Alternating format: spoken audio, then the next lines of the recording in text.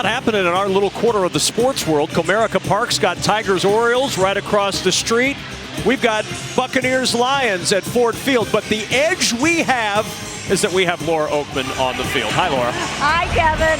Dan Campbell said, we want to put this game on Baker Mayfield's shoulders. Do what they couldn't do against Stafford last week, which is eliminate the short passes and screen game. Campbell saying we have to force him into longer third downs and make him beat us from the pocket with our D-line closing in. But it's not just defensive pressure the quarterback will be feeling. Said Baker, I love Jared Goff. He's a good friend, but I'm 0-3 against him. It's time to kick his ass. Laura Oakman, I never.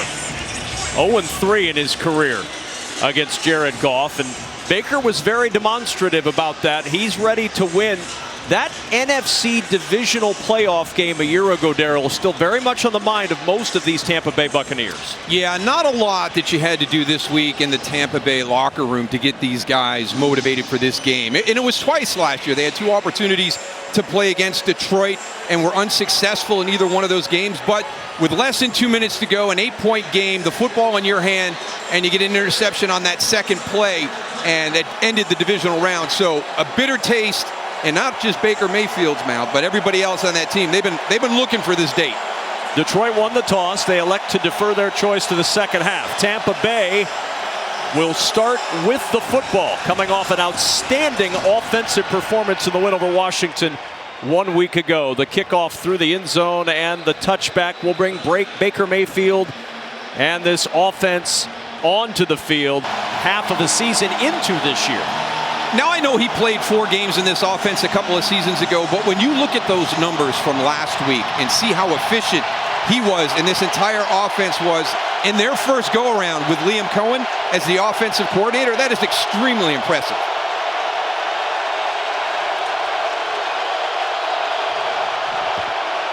Here's Chris Godwin to start things off. Oh, and he ran into Tristan Wirfs, and Derek Barnes made sure he would not bounce free. A 1-yard gain on the play. Hey, you want to come out and get completions quick, try to get some positive feeling in the offense. You get it out to Chris Godwin right there, but there's Derek Barnes. You've got a big body out there in that stack. This place is deafening.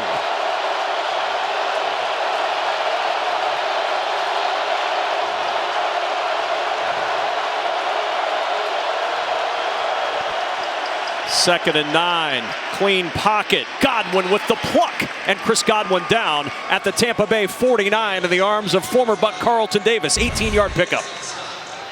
Here's Chris Godwin up there at the top of your screen, working in that dual release. And you wonder if that was a little bit of a mistake by Jalen McMillan, because you've got 2 guys right in that same spot. So did they get lucky right there and just got Chris Godwin coming in on the heels of Jalen McMillan? Pretty close there for that to look like it was a design play. Bucks will take the result, though, on a first down at the 49.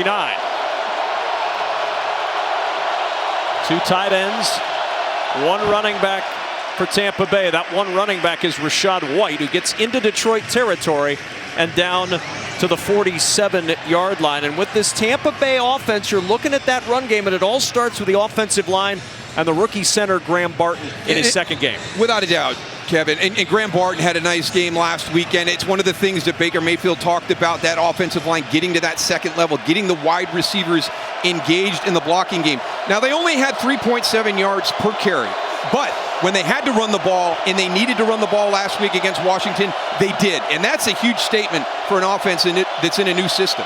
That has not been the case in Tampa Bay the last couple of years. Mayfield, another clean pocket, and he wants a deep shot for Trey Palmer, tipped away. Working against Terrion Arnold, and there's a flag. 2 pass interference calls against Arnold a week ago, and a flag down at the 3 here. Pass interference, defense number 0. This is a spot foul and an automatic first down. And he's just going to have to learn that he cannot be as handsy in the NFL as he was in college. And you see right there, there's contact. There's a little bit of shove right there, right as the ball's coming in, and it impacts Trey Palmer. So I know the fans here don't like the call. He had 2 last week. And Dan Campbell you go back and look at it. Yeah, I don't disagree with it, but we just got to teach him. We got to teach him the rules up here at the NFL level. And again, right there, just a little bit handsy on that play.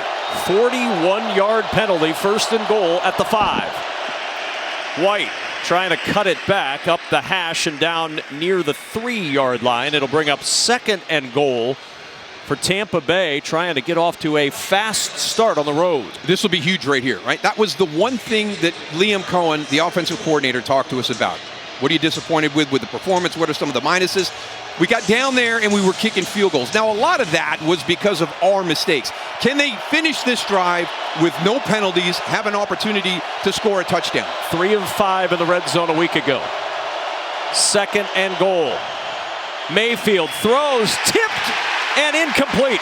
Excellent defensive play as Brian Branch got a hand on it to bat it away from K-Dot.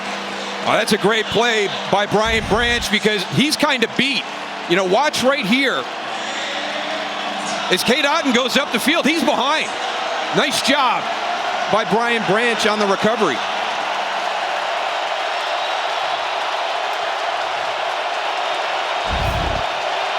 "21 straight games without an opening drive touchdown. 3rd and goal for Tampa Bay. White in motion. Mayfield pumps. He's in trouble. Ball is out. Loose ball. It's covered by Tampa. Aiden Hutchinson with the strip sack to end the Tampa Bay threat.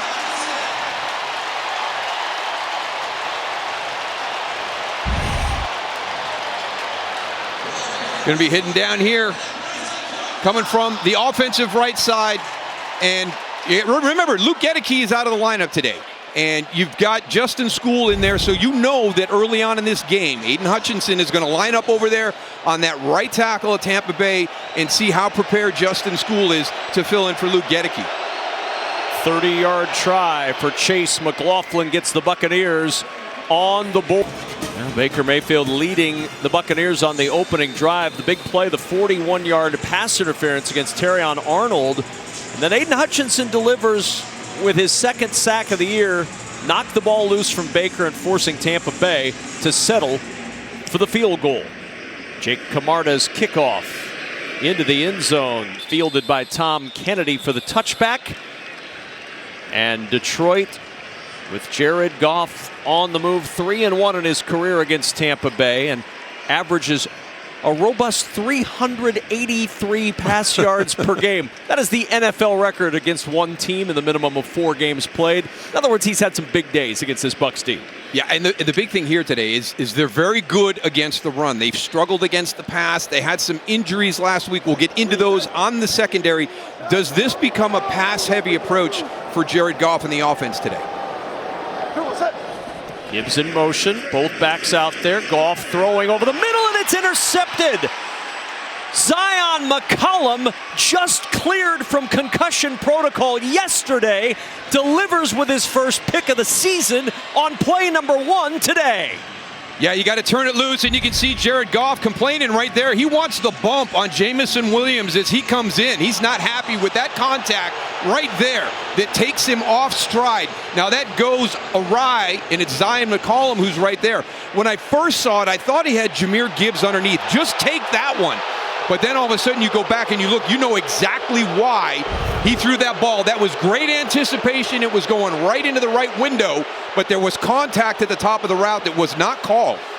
And you can hear the crowd reacting to seeing the replay on the big screens. They're not pleased.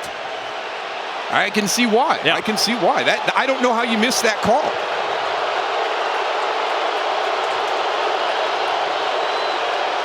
So the Buccaneers take over at the 44-yard line. Bucky Irving in motion. A flag is down, and this play will be backed up.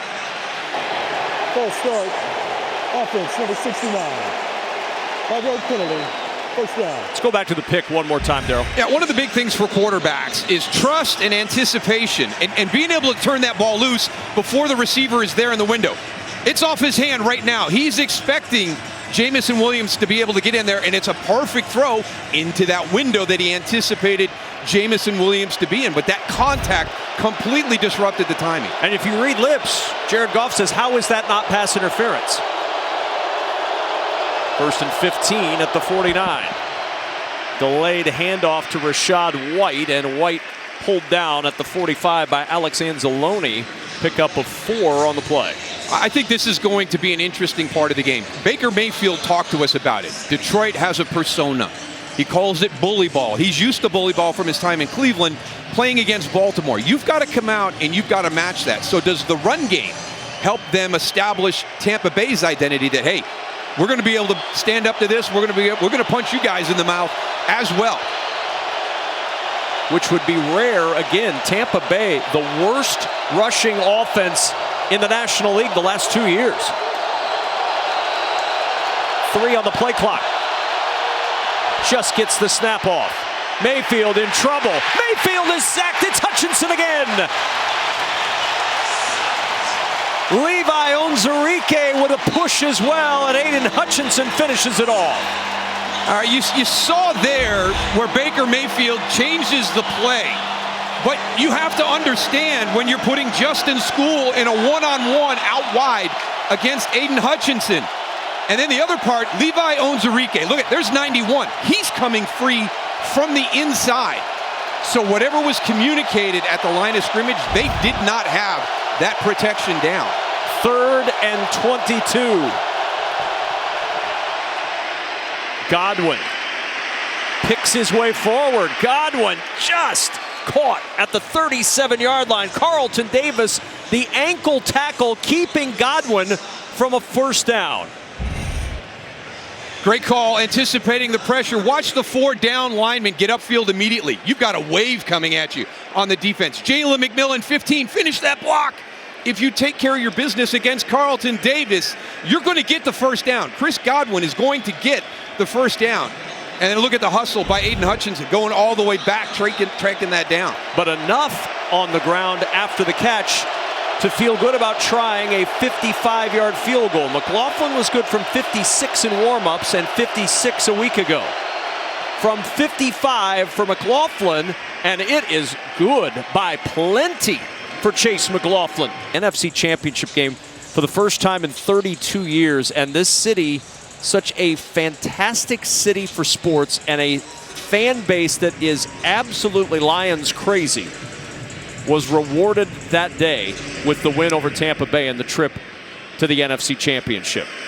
Kickoff about a yard deep, and out comes Kennedy. Tom Kennedy, former lacrosse player, out to the 30-yard line, brought up from the practice squad with Tim Patrick to shore up. They made it, the Patriots, and lost. Is that an omen? And Dan Campbell, I liked his approach. Jared Goff, here's his approach, going deep down the sideline for Williams, drops it in the bucket to the 20-yard line. We'll get back to Dan Campbell's approach to this game after we get into this play. What a throw by Jared Goff. Coming from the inside, slot receiver right there, just pressing it up. You got to be aware of his speed. I don't know why we're not getting on top or staying even with Jamison Williams. Jamel Dean is beat immediately, expecting him to cross the field. And what a throw by Jared Goff. A 50-yard teardrop to Jamison Williams, who was dinged up with an ankle injury this week. Does not appear to be hampered by that at the moment. On first down, Goff chased out by Vita Vea. Goff on the run, sets, throws back of the end zone. Laporta in the area, and a flag is down. Goff got hit late. The pressure from Yaya Diaby late, and this may add to the Lions' success on this drive. Personal foul, roughing the passer. Defense number 0. Penalty is enforced half the distance to the goal. It's an automatic first down. And what did Todd Bowles tell us, Kevin, when we sat down and visited with him? Coming up into this environment, there's 2 things we got to do. We've got to be physical and we got to be smart. And that's just not smart right there by Yaya Diaby. Things that you can control, you have to do well when you're on the road in this type of environment. And don't even allow the official to think about calling a play like that. And now first and goal, 50-yard pass, 10-yard penalty, first down and goal, and the Lions looking for the lead. Goff, he'll just dirt this one. Skipped it to Jahmyr Gibbs, who was trying to pretend that you could pick it up off the hop and run it in for a touchdown. No, I think he's upset that Jared Goff grounded that ball. He's like, I got Joe Tryon-Shoyinka coming at me. I can beat that guy. I can get it to me. I'll make him miss in space.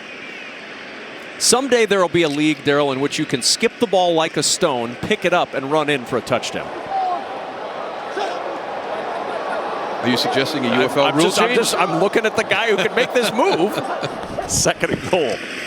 Handoff, right side. Montgomery down inside the 5 to the 4.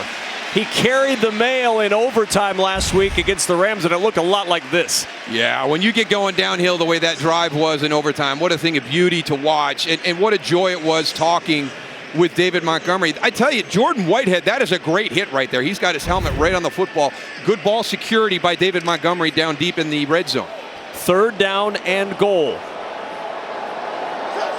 It was a challenge at times last week on third down. See what the Lions do here on third and goal. Inside the 4. Goff looks to the end zone, too high.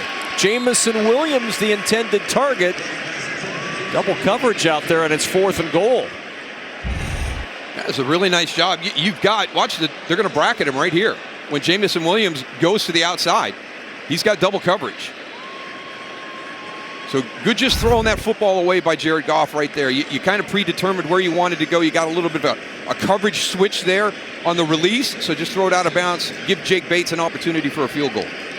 And a 22-yard try for Jake Bates, 2 for 2 in his young NFL career. And Bates makes it 3 for 3. Then the coach, just a passion for the game of football that he wanted to share with as many people as he could. And the kick into the end zone for the touchback. A little bit of a concern in that backfield, Laura Oakman, for the Tampa Bay Buccaneers. Right, and right now Rachaad White isn't going to start this. It's a groin injury. His return is questionable, although it looks like he is going to be back in. That young rookie is going to be getting a lot of time right now with Bucky. But we saw Rachaad come off that sideline, and he went to the ground immediately. It has been stretched out that whole series. Looks like he's battling just to try to come in. Well, that young rookie that Laura mentions, Bucky Irving, had an excellent debut last week in the win over Washington. See what he can do to help this Buccaneer run game here from the 30-yard line on first down. Mayfield off the play fake, and it's dropped by Mike Evans. That is not a sentence that's uttered often by announcers. Dropped by Mike Evans. Let's take a look at this right now. These are all linebackers, right? This is 11 personnel by Tampa Bay. That's 3 wide receivers. They did this to the Rams last week. It was one of the concerns that Liam Cohen had, and it's saying that, hey, we think we can shut your passing game down with our linebackers on the field, and we're going to dare you to run the football. Well, the Rams did not run it, and I think that's one of the things that Liam Cohen has to decide today. Baker Mayfield in trouble again, able to get free. Baker on the run. He's got a first down across the 40-yard line. It was another thing that Liam Cohen talked about, the ability of Baker Mayfield to use his legs. Everybody knows about him as a competitor at the position, but his ability to extend plays was something that Liam Cohen was not aware he was this good at. That is fantastic right there. That first player that came through, I think it was Mekhi Wingo, and just a little sidestep in the pocket. That's condensed. There's not a lot of room to wiggle in there, and a great job by Baker Mayfield getting that first down. From the 42, it's Irving weaving forward for a couple to the 44-yard line as we check back in with Laura Oakman. I'm going to continue what Daryl said, because Liam Cohen told us he never had seen Baker do any of the stuff he did last week or right now, the scrambling, playing off schedule. He said before last week's game, quarterback coach Thad Lewis told him he's going to get us first downs, and Coach said that gave me confidence. It allows me not to be perfect in my play calling, not to get pigeonholed, because our guy is going to make a play like we just saw. Yeah, he did. He made a play, got the first down, and Liam Cohen's life a little bit easier as a result. 2nd and 8 from the 44. Mayfield to the sideline, jump ball. Godwin the intended target, but Amik Robertson with excellent coverage in front of the talented Buccaneer wide receiver, and it's 3rd down. Well, you're starting to learn, right? Aiden Hutchinson has kind of been a force here to start the game. So you put a tight end here. And he's going to release across, and then you get the back that gives him a little bit of chip. Just make him think a little bit so he can't get into his pass rush routine right away against Justin School. Again, Justin School starting today for Luke Gedeke, who went into concussion protocol midweek. Couldn't clear in time for the game. Rashad White back out there. 3rd and 8. Here comes the heat. It's Hutchinson again! Number 3, the hat trick for Aiden Hutchinson in the first quarter. All right. We've got to change. We need to make a change here right now. We've got our protections. They're not going to hold up one-on-one. All right, Justin School's not going to hold up. Bucky Irving, he's a young guy. You heard Laura say he's a rookie. Do not release up inside. Go around the outside. Your release to the right should all be determined by where you see color from Aiden Hutchinson showing. Right there, you've got to release outside. That was Rashad White. He should know better than that. This guy is on the cusp of taking the game over. 3 sacks in the first quarter for Aiden Hutchinson. 24 now in his career, which is 2 years and 1+1 quarter games. Khalif Raymond waiting for the hop. It'll die near the 17-yard line. All right, what we started with isn't working. You saw variations of getting home to the quarterback there, too. The first one was a real nice twist inside with Aiden Hutchinson. The other ones, he's just winning one-on-one. That's easy to fix. Just give up somebody early in the progression of the route and help out right tackle Justin School. Here's Jahmyr Gibbs on the edge, dives across the 20-yard line and down there. Pickup of 4 on the play. William Golston covers him up. And despite all that, Darryl, Tampa Bay's up 6-3 on the scoreboard. Again, that opening drive, you mentioned it. It's 21 games now that they don't have an opening drive touchdown. You get the big 41-yard pass interference penalty. You've got to cash in on that with a touchdown to start the game. It needs to be 10-3 right now. Patch.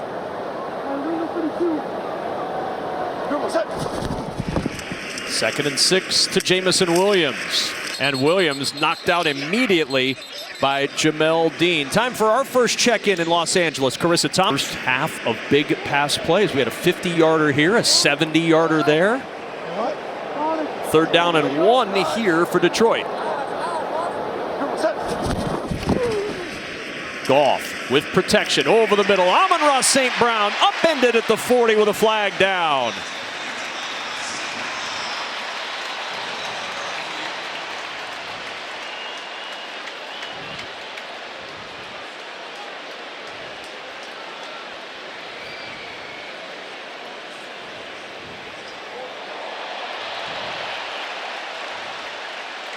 You hear the crowd behind us. They're officiating this on the big screens. It's going to be a 1st down for Detroit. Before the pass was thrown, holding. Defense, number 29. Penalties decline. Result of the play is a 1st down. And that's Christian Izzian, who's in that safety spot for the injured. Correction, that number was on number 35. The foul Never was mind. on 35. It's not Christian Izzian. It's Jamel Dean. Izzian's still in for the injured Antoine Winfield. But it wasn't on him. Wasn't on him. Jamel Dean down inside there, and it's right away on the release. Kind of leans outside a little bit. Nice play design because you've got kind of that pick created. You saw the 2 Tampa Bay players run into each other. So Sione Vaki in at the fullback spot now on 1st down. The give to Jahmyr Gibbs. Gibbs across the 45 and down in the arms of KJ Britt at the 48. Good 8-yard run on 1st down. Yeah, you got to come in there. You got to fill the right way. Watch Jordan Whitehead right here. He needs to be in here when he fills. He's going to get to the outside. So you got 2 guys on the outside of the left tackle, Taylor Decker. So you left that big hole open there because Levante David was playing down inside. So a little bit of mix up with the gaps right there. On 2nd and 2, Goff on the roll. Goff throws. Amon-Ra St. Brown is there to get the catch of the 1st down. Well, Amon-Ra St. Brown, last week only 3 catches, 13 yards, the fewest of any of his career games that he started and finished. And you got the sense being around the Lions this week that that wasn't going to be a thing that carried over to this week. Yeah, because it was something that the Rams didn't do purposefully to take him out of the game. It was just the progressions and the reads, and they couldn't get to him. And when he was the featured guy, there was a penalty. So Dan Campbell told us, he goes, listen, we need Amon-Ra St. Brown involved in the game. He's one of our energy guys. Speaking of energy, how about Gibbs to the outside, yanked down at the 44 of Tampa Bay. Jordan Whitehead and Jamel Dean were there after the 4-yard gain for Gibbs. And Gibbs closing in on 1,000 yards in his career. It's a nice 1-2 punch for Ben Johnson's offense with David Montgomery and Jahmyr Gibbs. Yeah, just doing a great job with all the weapons that he has. And that's a luxury when you're in the NFL. And you look at the players across this offense and what he has at his disposal to challenge defenses is pretty impressive. Straight drop for Goff in a clean pocket. Finds Amon-Ra St. Brown. Tiptoes up the sideline, out of bounds near the 28-yard line. Jordan Whitehead bangs him out. But Amon-Ra St. Brown is already at his 3 catches from a week ago. Yeah, I tell you what, this is a nice route. And again, a really nice throw by Jared Goff. There's a little bump. It doesn't reroute him. He gets into that soft area in between 3 defenders. And you can see the location of the throw by Jared Goff.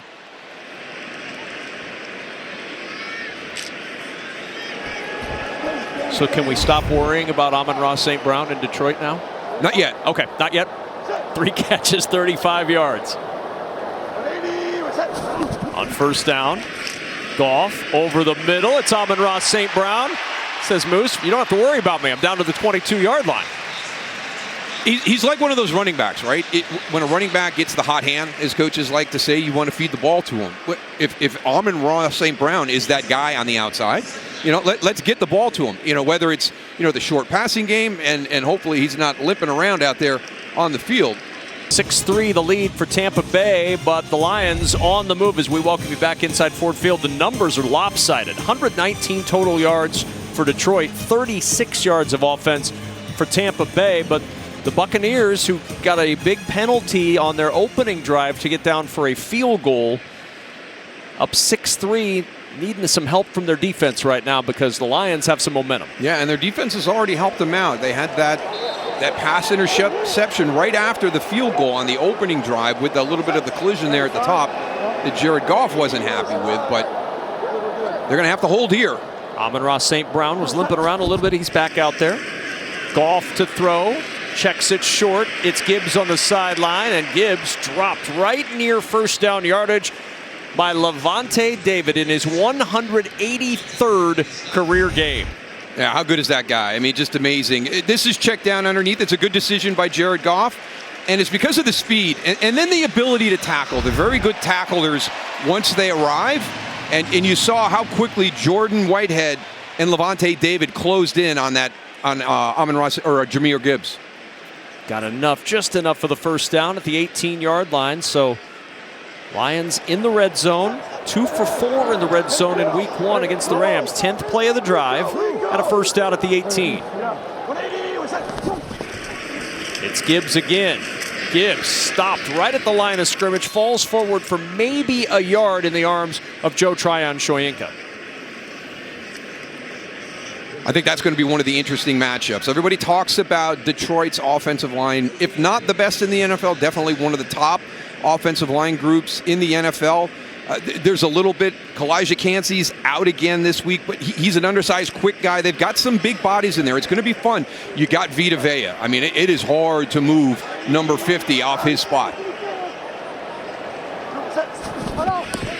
Goff to the air once more, and Williams the intended target. Short hopped him with Jamel Dean in coverage.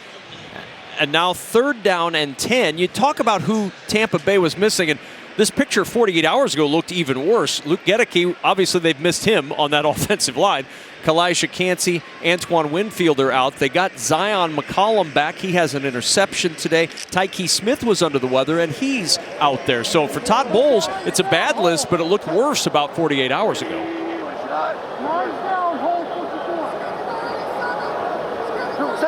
3rd and 10 at the 18.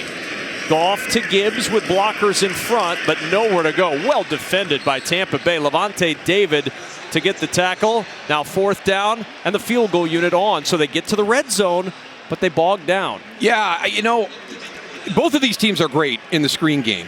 In 3rd and 10 in the red zone area, and you're going to throw the screen. And you have to remember, we just saw the closing speed. I mean, Tampa is really, really good at getting some depth and then breaking and moving up and making the tackle. So an interesting call right there on 3rd and 10. Jake Bates hit from 22 earlier. This from 35 for the tie. And Bates right down the middle to a comfort zone. Signed that extension in the offseason. 4 touchdown passes a week ago. And since week 15 of last year, there have been few better in this league. And that's statistically. And I think one of the things that's always been a part of his character and who he is as a quarterback is that competitive spirit and really how he ingratiates himself to the team. I mean, his teammates love him. Offensive side of the ball, defensive side of the ball. You can't find anybody in Tampa Bay that doesn't love Baker Mayfield. And the touchback will bring it out to the 30-yard line. Great fit for the offense. You know, just all the different things that come into that. It a lot of times is not the perfect fit. This may be the perfect fit for Baker Mayfield with the Tampa Bay Buccaneers. See if they can figure out a way to solve this Lions rush. 1st down and 10 from the 30. It's Rachaad White. He's going nowhere. And Laura, one thing we've seen already in this game, Detroit is getting after Baker Mayfield. 3 sacks already, but that's not going to change Aaron Glenn's opinion of the Bucs quarterback, is it? Not at all. Glenn said he loved actually watching Baker this week on film. He said he's stepping into himself and it fits him well. He said, man, he's competitive. Like every quarterback, we want to hit him early. We want to shake him up. But this is a guy who doesn't quit, who's going to keep coming back for more. And we have to be ready for that. And we have been seeing that all afternoon so far. Yeah, he's had to come back from 3 Aiden Hutchinson sacks already. White again, tattooed at the line of scrimmage. No gain. Malcolm Rodriguez there to drop him. And it's 3rd down and 10. One of the favorite things that we had a conversation this week was with Aaron Glenn and about the linebackers and how much they rotate in. And he said, listen, I love our linebacker group. You know, he goes, they've earned the right. Everybody has earned the right to get on that field and get a snap. Malcolm Rodriguez, tough, old school style linebacker is how Aaron Glenn talked about him. You saw it right there on that last play.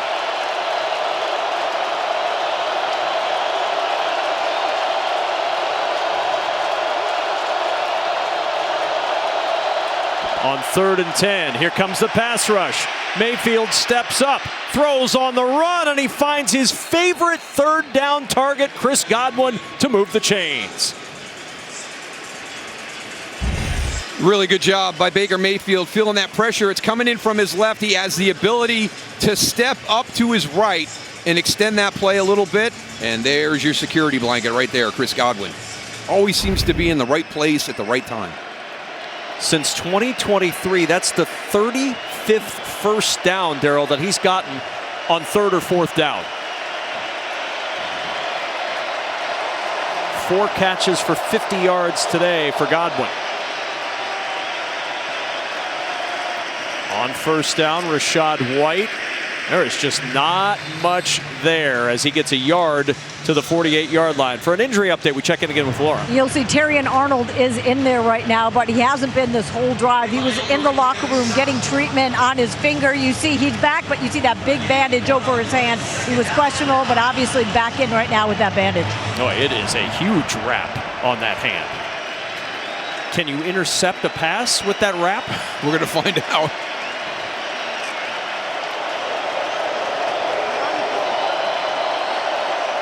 Second down and 9.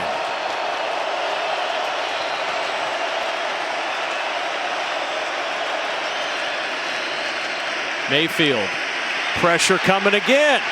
Dodging Lions, throws to Godwin. Godwin with a 1st down in Lions territory.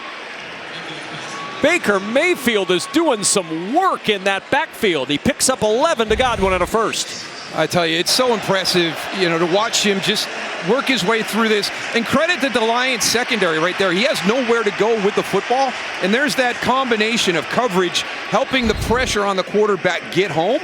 but they're not being able to secure Baker Mayfield. That's one of the big things. Detroit's great at getting QB hits after the throw, at getting QB pressures, but they've struggled getting the sacks. And that's an area they're going to have to get better at during the course of this afternoon here, because Baker Mayfield is extending these plays and creating first downs. Timeout taken for Tampa Bay. Baker shaking his head. He's pointing at his ear. I'm not sure he could hear from the sideline. Mayfield 5 of 8 for 66 yards. All 5 completions to Chris Godwin today. The rest of the team has been shut out, but Godwin, and you called him the safety blanket. We talked about it last week in Liam Cohen's offense. This is the Puka Nacua Cooper Kupp spot from the Rams days. Yeah, and back in the slot. Last year under Dave Canales, kind of outside a little bit more than he was in the slot, and that's where he was his entire career, and he's kind of back in that role and has a lot more opportunity. On first down, Mayfield looking down the sideline. He's got Godwin again inside the 10, and he'll walk it in for a Tampa touchdown. 41 yards, and the Buccaneers are back on top. Yeah, this is one of my favorite plays that's in the NFL. We see so many quick screens on the outside. Here's Chris Godwin right here. So you've got these quick screens on the outside. So you set it up, and then you release down the field. And now you got 13 Mike Evans kind of running through the middle of the field. So he grabs Terrion Arnold's attention, and there's nobody down the sideline to cover Chris Godwin. Second touchdown of the year for Godwin. 6 catches, 107 yards in this first half. And the extra point is good, and a 13-6 lead. 2 touchdowns in the first 6 quarters of the 2024 season. Kickoff from the goal line, and it's Kennedy upended before he gets to the 25-yard line by Tavier Thomas. Let's go back to this touchdown. This is a cool play. Yeah, a lot of sleight of hand. So you're going to bring Bucky Irving over here to take the screen, but here's the big guy that does everything. Mike Evans comes up and runs through the middle of the defense, and then you've got Chris Godwin like he's going to come out and block, and Amik Robertson kind of jumps that. I'm going to go get the receiver, and there is nobody left down that left sideline. And a really good throw by Baker Mayfield. You got a wide open receiver, but you didn't want to put air underneath that one. You wanted to get that one there a little bit quicker. Well, you know, Liam Cohen, the offensive coordinator in his first year with Tampa Bay, is feeling good. Now it's Detroit's turn. From the 22-yard line on first down, it's David Montgomery hit in the backfield, and Jordan Whitehead grabbed a hold of the leg of Montgomery, and like you're trying to pull a big fish into the boat, just yanked him back to the 20-yard line. You feed off each other as a team. The offense goes out, and Baker's playing his butt off right now and doing some great stuff. And I want you to see he's going to come in from the outside right there. You know, Amon-Ra St. Brown again, you know, as you're releasing through, Jordan Whitehead is crossing your face. You got to adjust on that. You may have a man on that play, and this is who I should be blocking, but when he goes down inside and crosses your face, you got to take him. So 2nd and 12, and Detroit with work to do. Williams in motion. Goff looking, throws. Amon-Ra St. Brown incomplete with Jamel Dean there as the ball arrived. A big third down coming up, but first a game break with Carissa Thompson. Offense there, 13-6 here with Tampa Bay on top, and a 3rd and 12 for Detroit. Goff to the sideline, looking for Tim Patrick. Does he make the catch? He does not. He's out of bounds. Zion McCullum on the coverage of Tim Patrick, playing in his first NFL game in 2+ years. I just love the approach of Todd Bowles in this team getting ready for this game. And we talked to him on Saturday about the injury situation. We talked to some of the guys on Thursday. And everybody to a man said, listen, this is the hand we're dealt. We'll go out and play with it. I expect these guys to be able to take the field and do their job. That's what training camp is all about. You build the trust in the players, and you're bringing guys back. Keenan Isaac comes back after being released. And then the other younger guys who are on practice squad, we're just going to elevate them, and we trust them. It's a fake over the middle, and it's caught. Sione Vaki with a first down. Jack Fox's 4th complete pass in the National Football League. A strike to Vaki. And the rookie from Utah gets a first down on the fake.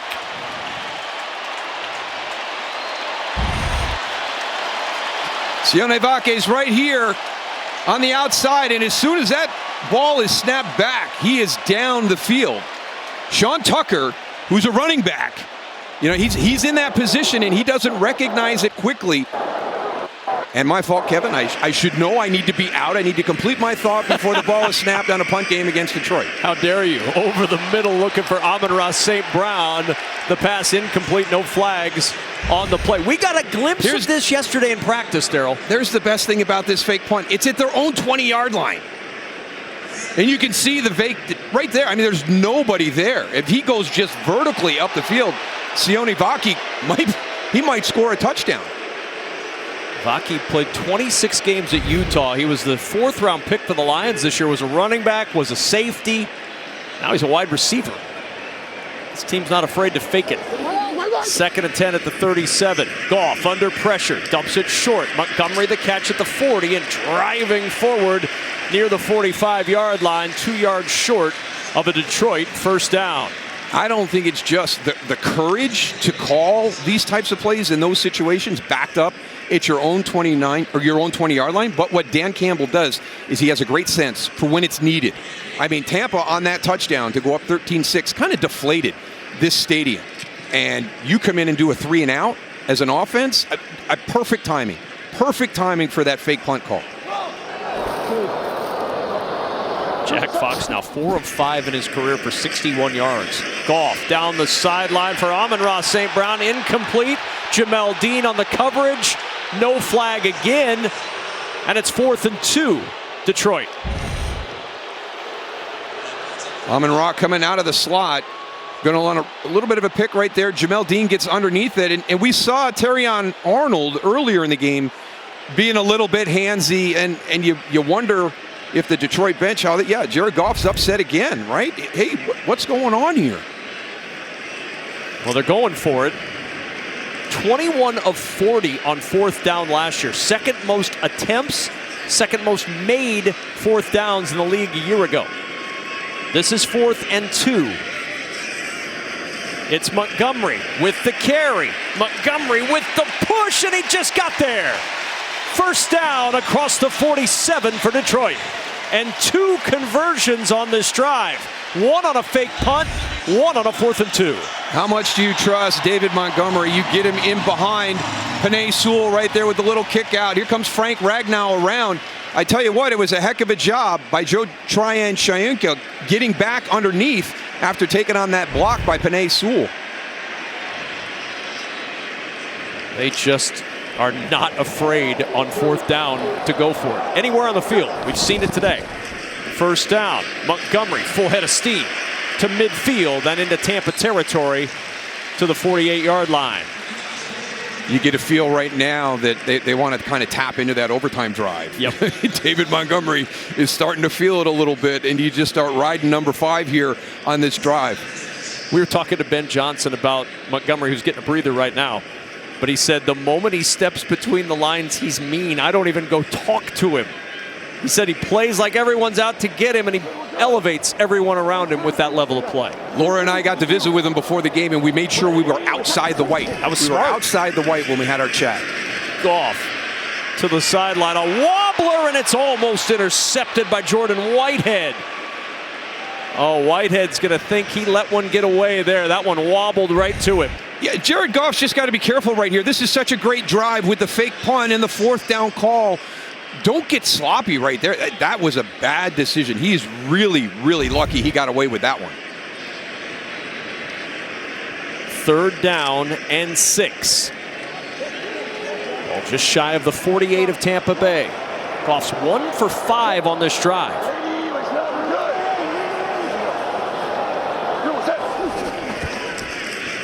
Looking, throws, complete. Ball is out, jarred loose, and it's incomplete. Amon-Ra St. Brown had it, and Christian Izien jars it loose, and it's 4th down. Great job on the hit. Catches it, possesses it. Boy, I tell you, this one is close. It looked like he had the time. He secures the catch. He had a time to make the football move. And a clear recovery by Zion McCollum. Does Todd Bowles want a challenge? No flag has been thrown, and now the punt. Trey Palmer waving for the fair catch, and he'll make it near the 12-yard line. Yeah, had the 2 feet, but not enough time for that to be considered a fumble. So good job by the officials. And by Todd Bowles to not use his challenge. Yeah, first down and great 10 point. at the 13. And on first down, this is Bucky Irving, the rookie running back, trying the right side. Picks up 3 to the 16-yard line before Jack Campbell can make the stop. 4:50 to go in this first half. We saw the best possession, really, for Tampa Bay's offense last time. What do you expect to see here? Well, the best possession because of what Baker Mayfield was doing. This Detroit defense is getting there. They're getting pressure on him, but they're allowing him to escape and extend these plays, and he's converting first downs with Chris Godwin. Godwin, the only Buccaneer to catch a pass today. Second down and 7. Blitz coming.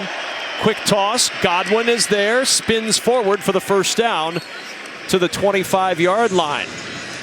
All right, we got a couple of things, right? We're not going to put Justin School one-on-one with Aiden Hutchinson anymore, and we don't want to blitz off the top of Chris Godwin.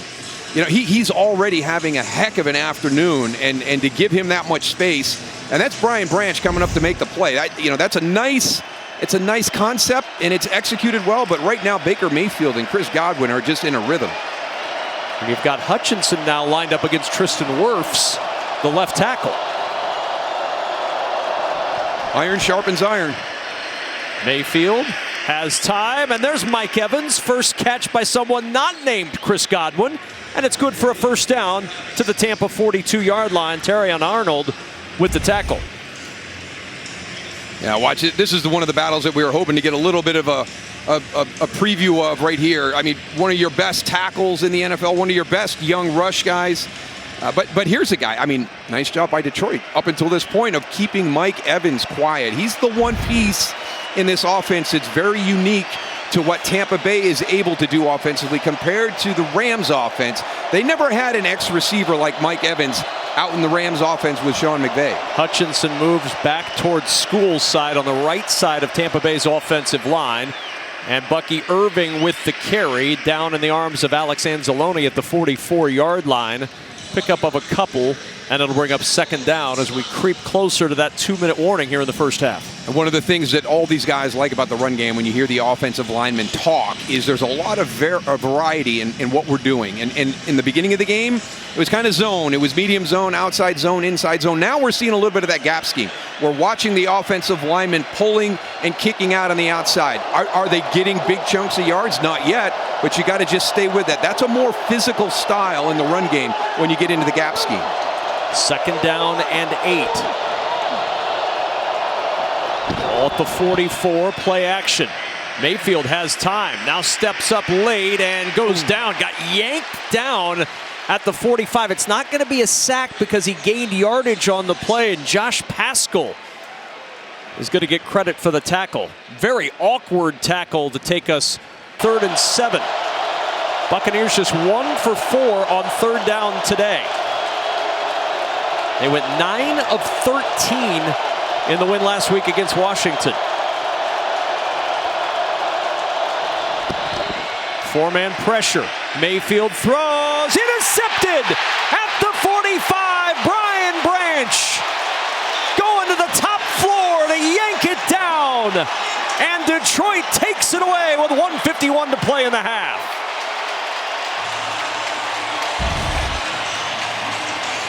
There's Brian Branch right there. Again, I think this is the second time we've seen 2 receivers in the same spot. And are they supposed to be that close?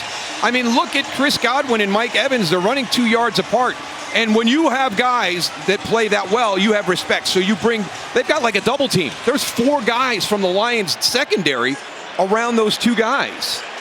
They finally got something sorted out with Aiden Hutchinson as well. You bring Cade Otton over, and he gets a block on Aiden Hutchinson to give you the time, and then a bad decision by Baker Mayfield, but I think the route that was there, I think there's a mix-up between Mike Evans and Chris Godwin. And let's remember, this is year 1 with Liam Cohen. We're going to have some mistakes from time to time. I think we've seen a couple here today where we've had 2 receivers in the same spot. So first down and 10 at the 44. Detroit has all 3 timeouts to work with. In the 2-minute offense, Montgomery breaks a tackle into Tampa Bay territory, and Montgomery chugs forward for 9. Let's go back to those routes again on that third down play. Yeah, and they start out, here's Mike Evans and here's Chris Godwin, all right? You're starting next to each other, so I don't see where they would both have that. I mean, is there supposed to be more separation on crossing routes? I mean, it's a high-low. You could do a high-low, but usually there's 10 to 15 yard separation on a high-low. They're 4 or 5 yards apart as they're coming across the field. So after the pick and the 9-yard run, 2nd and 1, Goff throws. Amon-Ra St. Brown with a catch inside the 40 and down to the 39-yard line. Timeout used by Dan Campbell, his first of this half. So a timeout used by Detroit with 1:10 to play in this second quarter. Let's check in Los Angeles with Gronk. 13-6 advantage for Tampa Bay. Speaking of TBs and TB12, former Buccaneer quarterback. He did say his other favorite TB play. There was no ranking. There was no priority, right? No, he said 1 and 1A. 1A and 1A. 1A and 1A. First and 10 at the 38-yard line. Goff. Pressure comes, and Goff is down. Pass incomplete as he got hit by Greg Gaines, and it'll bring up 2nd down and 10.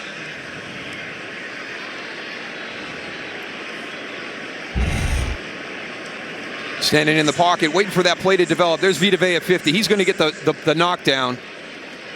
Kind of hard to get it by that guy when he elevates. And then you see Greg Gaines coming in from the left side, getting the hit on Jared Goff. How about the fact that a man who's 6'4", 350 pounds can elevate like that? He's quite an athlete.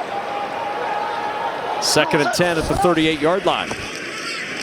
Goff over the middle, complete, and down inside the 30 to the 28-yard line, and it's Tim Patrick. Out of football in 2022 with a torn ACL.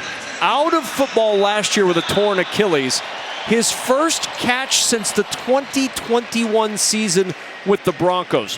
What a road back for Tim Patrick to be back on the football field and have the opportunity to catch a pass. That's got to be a pretty big moment for Tim Patrick. Yeah, we just talked about Mike Evans being the ex-receiver in the Tampa Bay offense. That's what was missing with Detroit. They didn't have that big body guy. They lost Josh Reynolds, and they're trying to figure it out.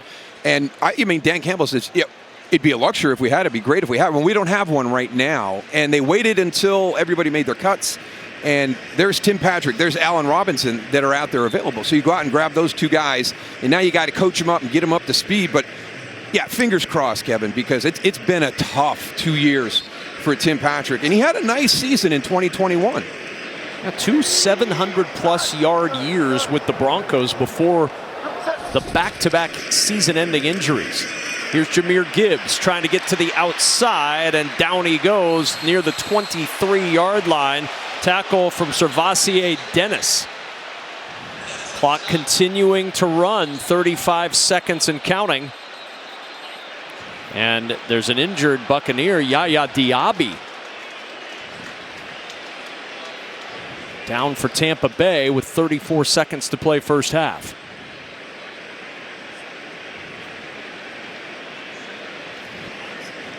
We're not going to step aside because we're going to just keep playing this quarter out. 34 seconds to go. Diaby is up and walking under his own power to the sidelines. Good to see. So we'll stay right here with Detroit on the move. 2nd down and 5 at the Tampa Bay 23-yard line. And Diaby looks like he's hopefully going to be on the sideline for one play and back out there. Anthony Nelson came in to replace him. Bucs were charged a timeout for that injury, so each team with one left.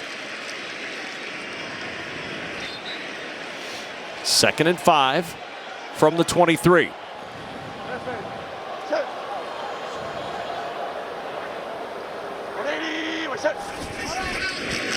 Goff, pressure comes on the run. Goff down at the 20-yard line. Dennis there to cover him up, and Dan Campbell's going to use that final Lions timeout to stop it with 28 seconds to play in the half. So the final timeout on 3rd down, 2 for 2 on 4th, including the fake punt. And a 3rd and 2 coming up for Detroit out of timeouts. And that's some of the stuff that I love about Dan Campbell and how he embraces this team. We had the fake punt, 2 for 2 on 4th down. So when other things aren't working, time to tap into those unique plays. On 3rd down and 2 off the play fake. Goff on the run. He can coast for the first down and then goes out of bounds. Chugs out at the 17. And Jared Goff not only gets the first down but stops the clock. Yeah, one of the great things about having a guy like Sam Laporta, he's a threat in the pass game, but he's also a good blocker out on the edge. That was 87 who got the block on Joe Tryon-Shoyinka. I'm not sure you can be a tight end that plays for Kirk Ferentz at Iowa and not know how to block. I know, right? It's a factory over there. Of course, Coach Ferentz, a longtime offensive line coach. Those tight ends come out of Iowa knowing how to catch and block. 1st and 10 at the 17. Goff looking for the end zone, a little too tall. He wanted Jamison Williams, Tyke Smith, and Jordan Whitehead both there. Yeah, that's really good coverage. Going to motion in and then go vertical up the field and then break to the pylon in the back. And look at the tight coverage by Jordan Whitehead and Tyke Smith. Squeezing that window down on Jared Goff. 2nd down and 10, 18 seconds left in the half. Remember, the Lions get the football to start the second half as well. Chance to double up. Goff with protection, throws it short. Amon-Ra St. Brown reversing inside the 10 and down to the 9. Clock's going to continue to run. Lions have to hurry. They're trying to get the field goal unit on. There's about 17 men on the field and there are flags down. Half the field goal unit was out on the field as they spiked the ball. And frustration for Dan Campbell and the Lions to end the half.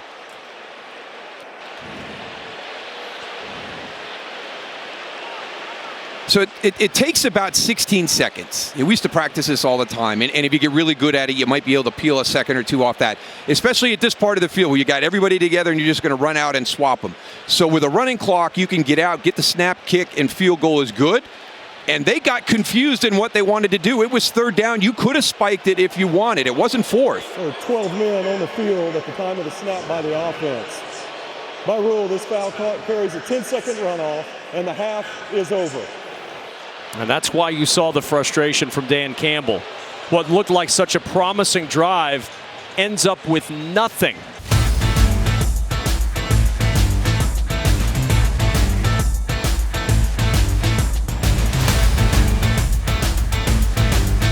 The guy's awesome. He's just absolutely awesome. And to a man, everybody on that roster loves playing for Dan Campbell. It's a different franchise. We all know it with what the Lions have done in the Campbell era over the last 3-4 years, and you're seeing it. Even with the mistakes, he owns them, as he always does. Now we'll see if his team can overcome that mistake. They're going to start the second half with the football. Khalif Raymond and Tom Kennedy are the deep men. And it's Kennedy from the 2. Kennedy try to work his way upfield to the 30-yard line. That's where he will end in the arms of Servassier Dennis. Well, the leaders so far, Jared Goff, 136 yards, but that run game's been stymied. Gibbs, 5 carries, 22 yards. Montgomery, 5 carries for 21 yards today. I think the biggest shocker to me is David Montgomery, 5 carries, 21 yards, 25 pass attempts, 26 pass attempts in the first half. I know that Jared Goff has had big games against this team in the passing game, but sometimes that matchup's not working in that day, and you need to try something else. Back to the air on 1st down to the sideline. It's Amon-Ra St. Brown out of bounds at midfield. This time the pass game works and they connect for 20, but a flag is down.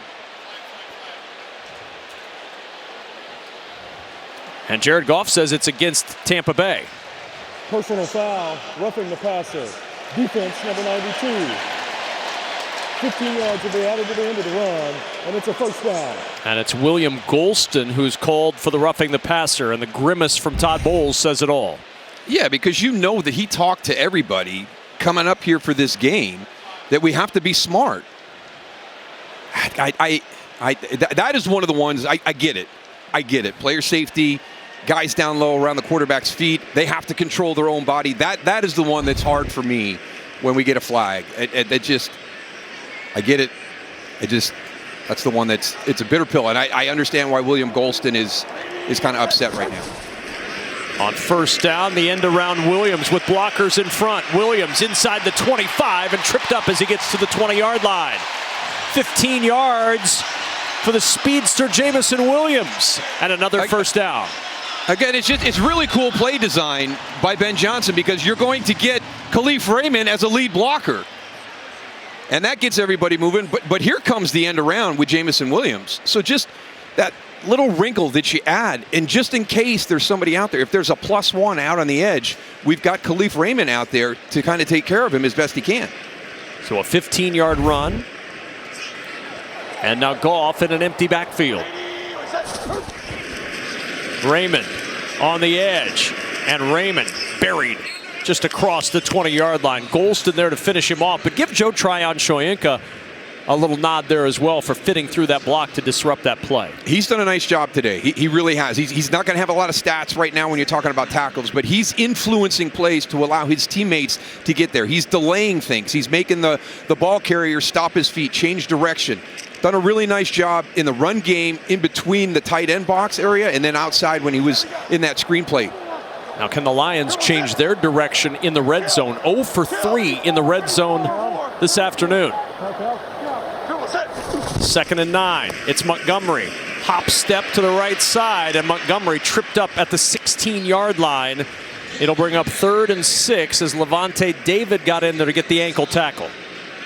Yeah, it's hard to run laterally against this defense. They're all very quick. Everybody's coming to the ball. It's one of those things where it's hustle to the point of the tackle. So you've got everybody coming from their position as soon as they recognize the play. So you can't get lateral against the Tampa Bay defense. So now 3rd and 6. Big early 3rd down in this 3rd quarter for the Lions. Goff to Montgomery with the catch. Can he get the yardage for the first? He cannot. Well defended again by Tampa Bay. Dennis and David combine on the stop, and no confusion this time as the field goal unit comes on for the Lions. Yeah, and they're just going to make it challenging for you, right? There's Levante David walked in. There's Servassier Dennis are walked up showing blitz. Now they drop out. They build a wall right at that first down marker. You can see all the Tampa Bay players right there, kind of right along that 10-yard line. So they're going to make that ball get checked underneath, and they're going to rally up and try and hold you short of the first down. And they do that and force a 32-yard field goal try for Jake Bates, who's 2 for 2 today. And Bates good again. Daryl, that bottom line on the scoring drive graphic really says it all. 0 touchdowns on 4 red zone drives. Detroit's 2 for 8 in the red zone to start this season. Yeah, very good in that area last year. And again, it's early in the season, so those specialty components during the course of the game, 3rd downs, red zone, short yardage goal line, those ones usually take a little bit longer for the teams to sort through. And the touchback, it'll come out to the 30 for Tampa Bay. Laura Oakman, you got the chance to chat with Todd Bowles as well. I did, and he told us, week 2, you're kind of unsure of a team's identity, but he knew they had to be physical today, and he likes what he sees, especially defensively, holding them to field goals. I said Detroit's plan was to make Baker beat them. How do you think he's shouldering that? Bowles said he's making good scrambles, good throws. Right now, he is beating them. He and we just need to keep doing it for another half. And back to work goes Baker and that Tampa Bay offense from the 30-yard line. 2 tight ends to the right side of the line. Mayfield on first down swings to Rachaad White out of the backfield, and White out to the 35-yard line. This Tampa Bay squad, when we've talked with them the last 2 weeks, it's been an ongoing theme. You see the offensive leaders today, and it's somebody different, and it's one of the reasons why they said, look, why not us? Why not us in the Super Bowl this year? We've got a diverse enough attack that we can beat anybody, even if somebody's got an off day.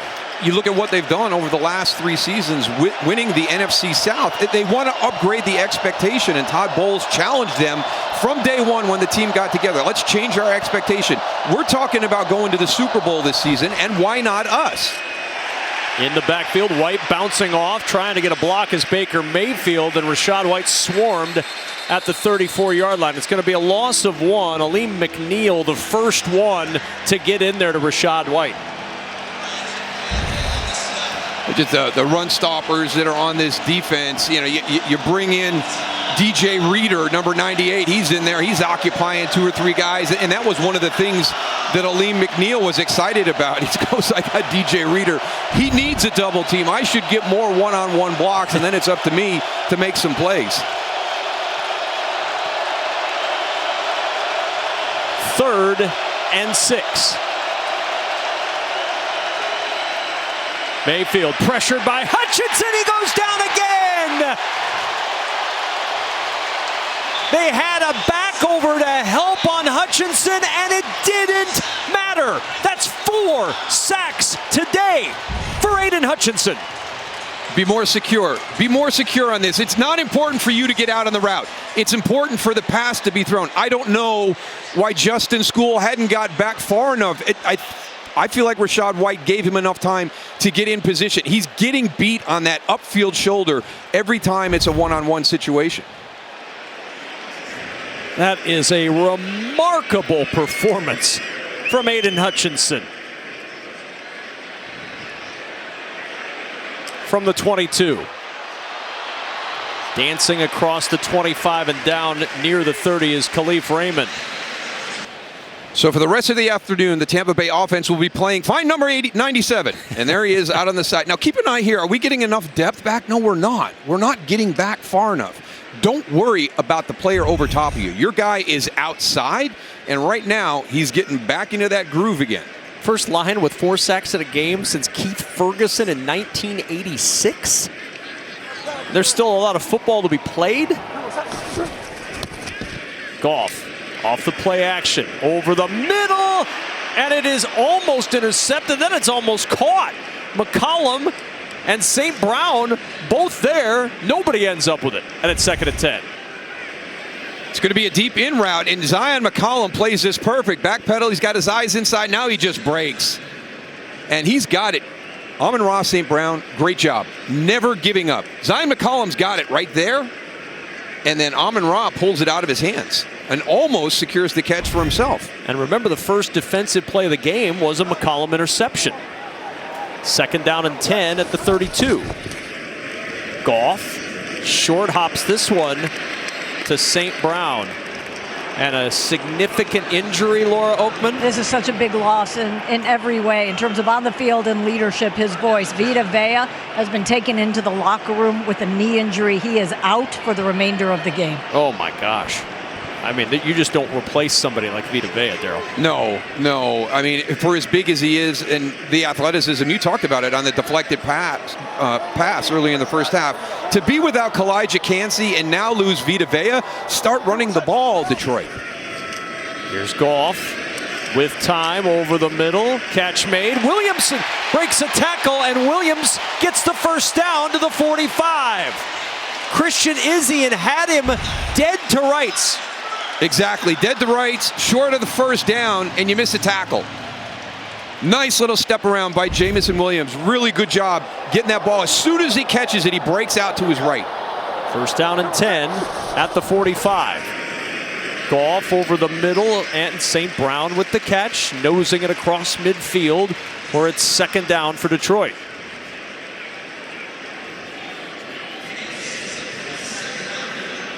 I know this Tampa Bay defense is really, really good against the run.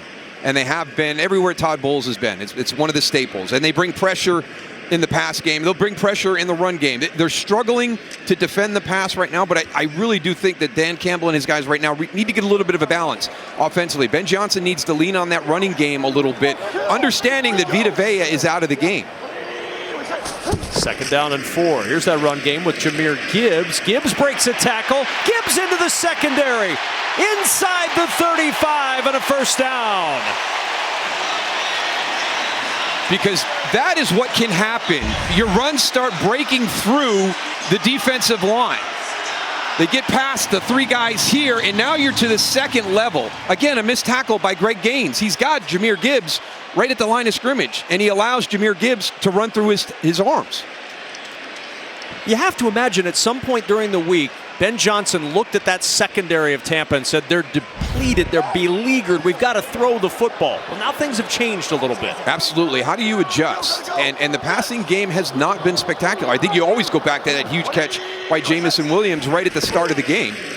Here's Patrick on the edge, one-on-one, and Patrick just out of bounds at the 30-yard line. Jamel Dean one-on-one, and he got the toenail to hit the line at the 31. Good matchup right there. A couple of big guys. Talk about the pass game.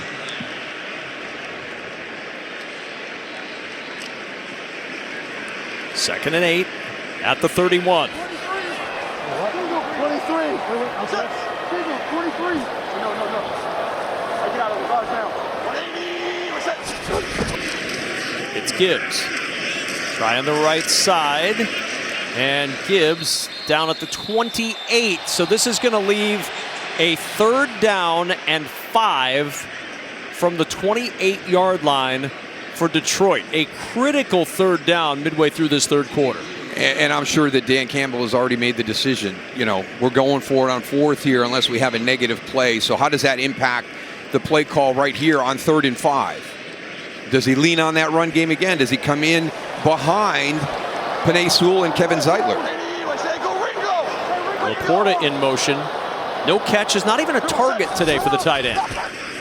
Goff, look in that direction. There's Laporta with the catch. Bangs his way for the 1st down to the 21-yard line. Tyke Smith and Jamel Dean on the tackle. Yeah, it's kind of hard, right? We saw a couple of instances in the first half where you kind of drop everybody out and you kind of build a fence on that yard marker, and this one's a little bit too short. 3rd and 5. It's hard. As soon as Sam Laporta makes that catch, you know, he's got enough yards for the 1st down. So there's a certain down and distance when you're talking about being able to play that style of defense where you draw that line and then rally up and keep the receiver short. It was a slow start last week for Laporta. Ended up with 4 catches for 45 yards. 1st and 10 from the 20-yard line. It's Jahmyr Gibbs, and Gibbs in the backfield. How about Jordan Whitehead? He read that all the way and a 4-yard loss back to the 24. Well, I'm really surprised that Jahmyr Gibbs doesn't see this, right? He's in the backfield. He's already started. You know, did your eyes see right there? I mean, it's going to be hard to press that and make that play and that handoff happen quicker. But, boy, Jordan Whitehead really kind of tipped it off. But there was no one there to block him. 10th play of the drive, 2nd and 14 after the Whitehead play.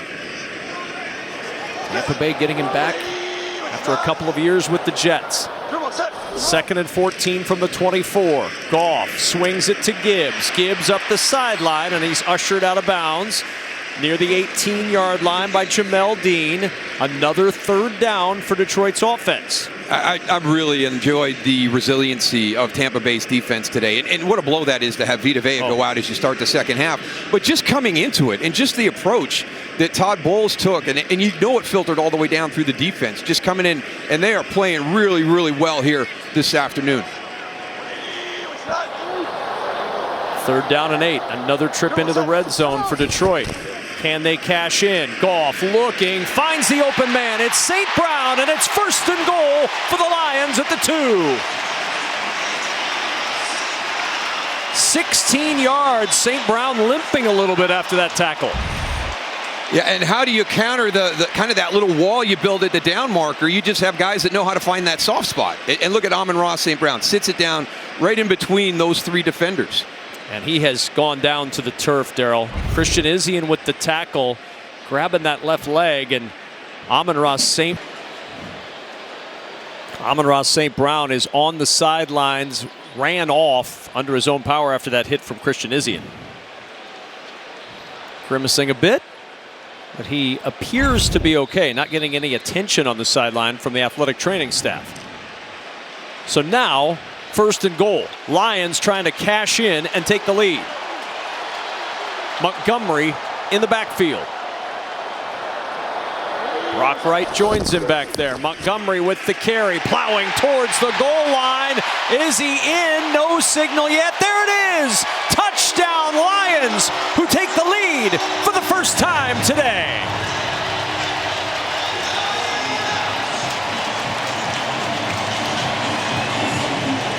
I think everybody here knew who that one was going to. You all have tendencies as an offense, and when you get into critical situations, it's going to be number 5 behind 71 and 58. And there he goes. Second rushing touchdown this season, of course, his first. Won the game Sunday night against the Rams in overtime. And for the first time today, the Lions cash in on a red zone visit. Jake Bates for the extra point. And a 16-13 Detroit lead. Well, we asked the question earlier, and the question was for Tampa, why not us?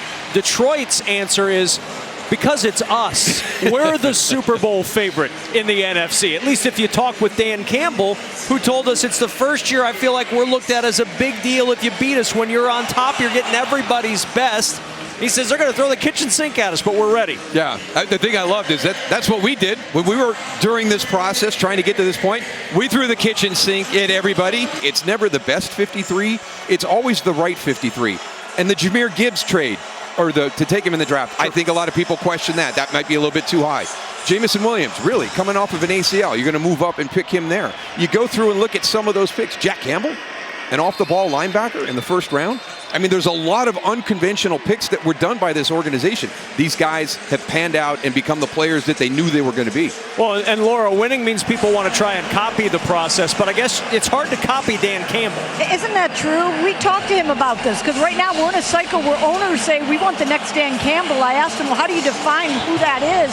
And he said someone who's himself. They may be a little rough around the edges. Maybe they don't say all the right things, but they're not trying to be a lightning rod.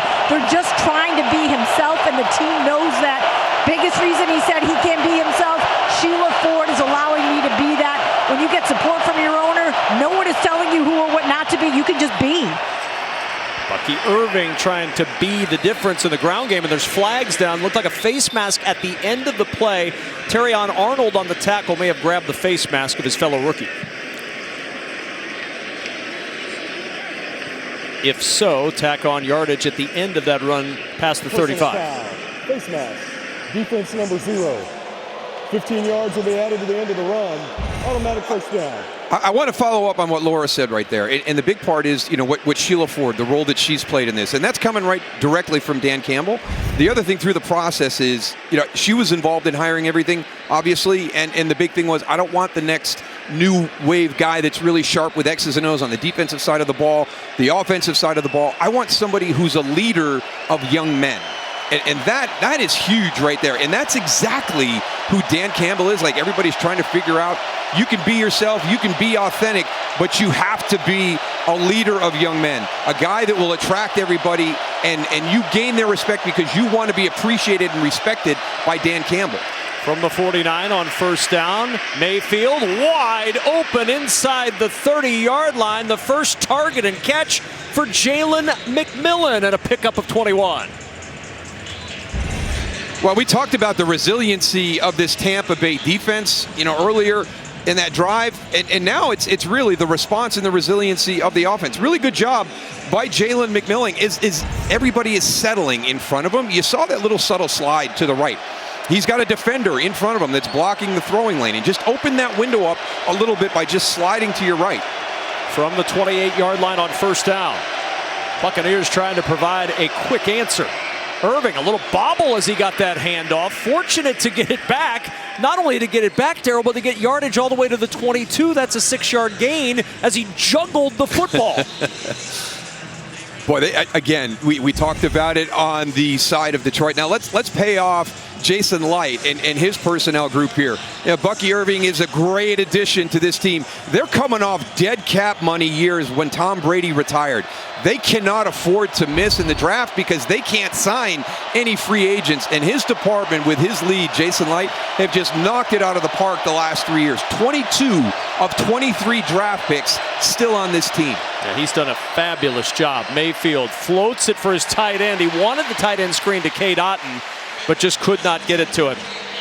Well, and it's really been the story for both of these franchises of late. Big contracts, record-breaking contracts at positions, because you want to take care of your own and pay them back. It reverberates through the entire roster, through the entire organization. Mayfield looking, checking, surveying, has all day, nobody open. Now he's going to run. Mayfield with a move, and Baker Mayfield down at the 11-yard line. What a job that offensive line did to buy him time, and he steals a first down. That's one of the fears I had when Dan Campbell came out at halftime and said, we've got to contain him. You know, we've got to be controlled in our rush lane. Sometimes when that happens, this is the result. Look at the move right there. That was a great move that he put on. I think it was Rodriguez. Malcolm Rodriguez, the old school physical linebacker. Just great vision by Baker Mayfield in the open field. He gave him a leg and he took it away. 1st and 10 at the 11-yard line. Mayfield gonna run again. Baker up the middle, inside the 5. Mayfield lunging, touchdown! What an answer for Baker Mayfield in Tampa Bay. I think Liam Cohen he's going to have to respect him at a completely different level here. Watch him set up this. This is impressive. I thought he was going to get tackled around the 5. Little setup right there, then bounce that outside. There's 4 guys from Detroit that are converging on him, and he gets into the end zone. We're going to put the game in Baker Mayfield's hands, Laura, and challenge him to win it. And he was doing it in the first half, and he's picked up right here again in the third quarter. We're going to put it on his legs. It's the leading rusher. 4 carries, 35 yards, and the extra point is good to make it 20-16. Well, think of this. Jamel Holloway, Charles Thompson, Baker Mayfield, the lineage of great Oklahoma running quarterbacks. I just have visions of Baker Mayfield running the wishbone right now. It wouldn't last long. No, it wouldn't. No, it wouldn't. It's so funny, though. Everybody talks about that competitive spirit, and it's in every facet of his game. You know, his preparation is going to be like that. You know, his play in the passing game. I mean, in the run game, what he's been able to do here today, extending drives and scoring touchdowns. It's infectious. It's contagious. I'll never forget what Liam Cohen told us last week when we talked to him. He's like, the year that he came to us with the Rams, it was not a great season for us. You know, we had a lot of injuries. Aaron Donald's out. Matthew Stafford's out. We're trying to find our way through everything. And there's a lull. There's just a mood at the facility, and it was bad. And he shows up, and it changes in that first week. And that's somebody stepping into an area where you're new. You see something that's wrong, and you uplift everybody. Just imagine what he's going to do with this team, who everybody looks at him as the leader of the team, the emotional heartbeat of the team. Well, and remember, it's like you go to a new job and the first 2 days you're there, you're expected to pick up the entire office. That isn't going to happen. That's what Baker Mayfield had to do in 2022 with the Rams, and he did. Kennedy in the end zone. All right, so judge the moves. One of the all-time best players in the sport. When the other team was on offense, I would always go to the bench and sit down, catch my breath, get some water. If we played the Lions, I was up on the sideline waiting for one of those Barry Sanders moments to see in person. Montgomery on first down, plows forward for 5 to the 35-yard line. That may be the last play of the third quarter. Jared Goff's going to huddle everybody up, maybe go up to the line and at least see if he can't buy a free 5 here.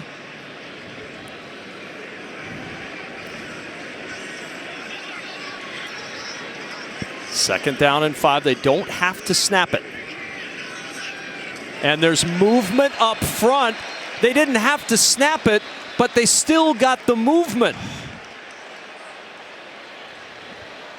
The only question was it movement on the right side of the Lions line, or was it Tryon Shoyinka trying to get a head start from the Buccaneers defense? I didn't see anybody move from Detroit. Please put 2 seconds on the game clock. Neutral zone infraction. Defense, number 9. 5-yard penalty does result in a first down. I'll now start the clock to end the... You're telling them what they're doing. Joe Tryon Shoyinka should know what they're doing, right? If I know it. That takes us to the end of the third quarter, with the game on the shoulders or the legs of both of these quarterbacks, as it has worked out with Baker Mayfield today. First down and 10 for Detroit at the 41-yard line. And on first down, off the play fake, Goff to throw, checks it to Montgomery. Montgomery at the 45, nice move into Tampa territory, and Montgomery down at the 44-yard line of the Buccaneers. Yeah, this is just fun to watch. And we all remember the overtime game last week and how physical he was running the football. This shows you the other dimension of David Montgomery, just as that outlet pass receiver. But, you know, he's got the football in his hand in space. He's making people miss. He's getting extra yards down the field. And now first down at the Tampa Bay 44. Parker Hesse in the backfield as the fullback now. And on first down, it's Montgomery again. Not much there for David Montgomery. And Laura, Jared and Baker, they've got much more in common than just what we showed, them being #1 overall picks. Exactly, and the parallel isn't just adversity, it's how they've handled it. Baker told me I was a shell of myself in Cleveland. As a man, I felt like I had to put on a show, be tough, everything's fine, I don't need help. I shut down. He said, first time I went to therapy, I was like, oh my God, this feels so good talking. How to find a balance, work life. Jared added, our identities get so wrapped up in football. When a game goes south, your whole self does. When you learn football is what we do, not who we are, it makes it so much fun. And a reminder, newlywed, new dad with these two. Yeah, there's new purpose for each of these quarterbacks, and they're great friends too. They've established that friendship over the years. And I guess it's common, Daryl, when you are somebody who has the #1 overall tag on you, to seek out somebody else who shares that similar role. I guess it's like being a former president. There's only a few of you. I think the hardest part for the quarterback position here is the expectation that's there. You always get more credit than you probably deserve, but you get more blame than you probably deserve as well. And I think that's an extra added burden that both of those guys had to carry early in their careers. 3rd and 7 at the 41. Goff looking for his intended target, Khalif Raymond. The coverage from Tyke Smith. It's incomplete, and it's 4th down and a little frustration from Jared Goff.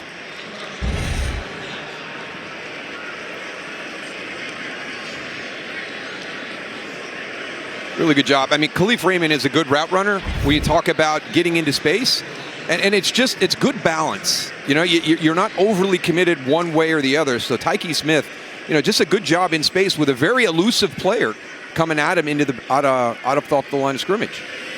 I was hoping maybe we'd get to see Jake Bates show off his leg here for a long field goal try. Remember, going this direction in the UFL, he hit one from 64 yards in March from the 9-yard line. Tampa Bay.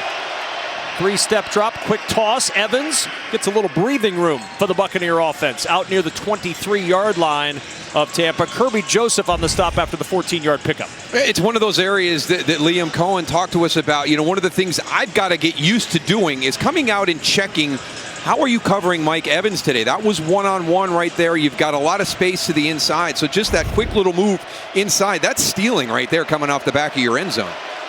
Evans a little banged up as he heads to the sideline. First down and 10. Cade Otton in motion for the Buccaneers. Toss play, Irving trying to turn upfield, nowhere to roam. Jack Campbell right there to wrap him up. Sure tackle for a loss of 1.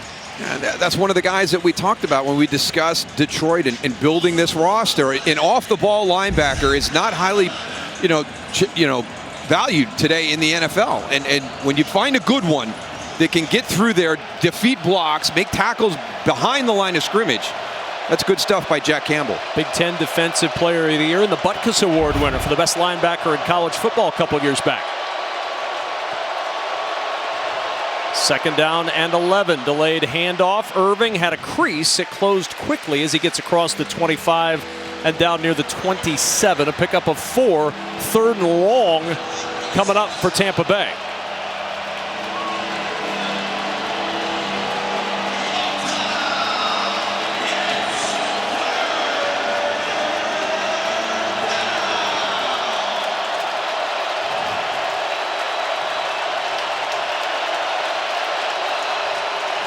All right, on the other matchup, it's fine 97. On this one, it's fine 14.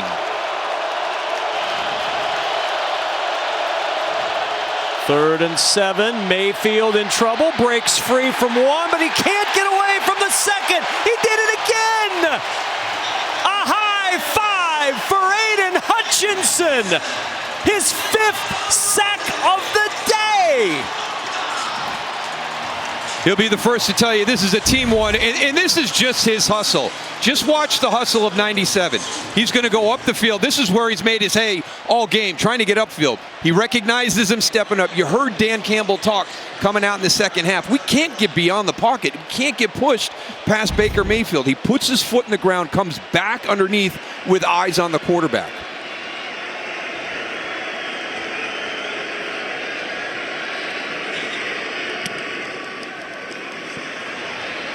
Short punt at the 35. Raymond able to spin back up to the 40. Raymond to the 45. And Khalif Raymond down at the 48-yard line. Remember when Jordan had a huge game and he shrugged his shoulders coming up the court? That's kind of the Aiden Hutchinson look right there. Like, I don't know, what are you going to do? Stop me? 5 sacks today? Half a sack from tying William Gay's franchise record for a single game? I think it's more like, I already had 4. I don't know why they're not putting more people over here, but if they're not, I'm good with 5. And then a nifty return by Khalif Raymond sets up the Lions with great field position at the 48-yard line. Down 4, 9:57 to go in the 4th. This game has lived up to the expectations. A playoff rematch, and Goff with time throws complete to Jamison Williams, and Williams, good yardage, out near the 47-yard line of Tampa Bay. A good start to the drive for the Lions.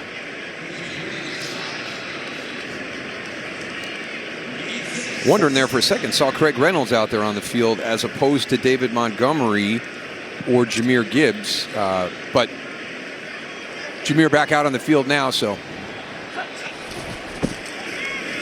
Goff steps away from pressure, throws short and incomplete. He stepped away from the first rush, and then as he stepped up, he had Anthony Nelson around his ankles and just had to get rid of that football. It's 3rd down. Yeah, just avoid that sack. Get that football thrown in the direction of one of your receivers downfield. There's Christian Izzian coming on the blitz. Nice job by Jahmyr Gibbs. Good positioning on that block off the edge. That's not easy in space. And now 3rd and 4.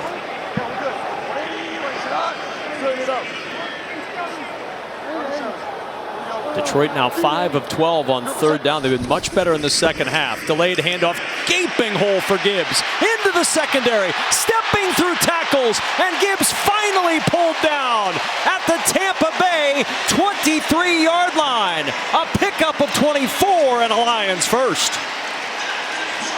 Kevin Zeitler's going to get the key block, but everything here is out this way. You get an extra one with Frank Ragnow, but here's the big one. That's a lot to ask for right there. He goes all the way to the second level. We've talked about climbing to the second level. Great recognition as the defensive lineman takes a stun away from you. You climb immediately up to Servassier Dennis. 1st down and 10 at the 22. Can't wait to see what the Weasel play is. Very excited. Will it pop? Gibbs inside the 20 and down to the 18-yard line. Well done. It did not. It did not. I think it could be right. That's a quick hitter right there. Yeah. Does it pop? Pop goes I think the you might be onto something. Now Ben Johnson's going to be mad. He's going to have to change all of his Weasel plays for the next week.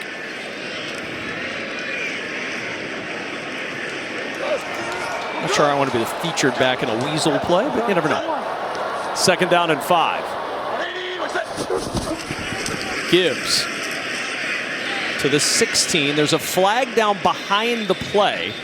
Tyke Smith on the tackle. We'll wait and see about the flag. Offense number 77.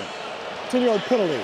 Replay 2nd down. That's the center, Frank Ragnow. And now, Darryl, the Lions are going to have to overcome a critical penalty.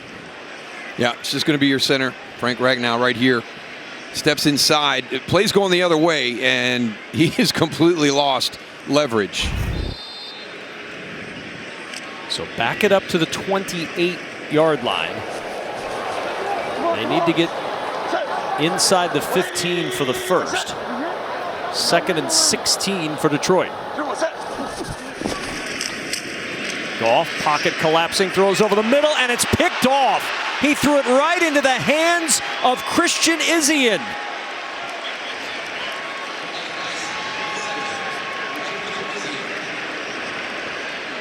.734 to go, and the second interception of the day thrown by Jared Goff.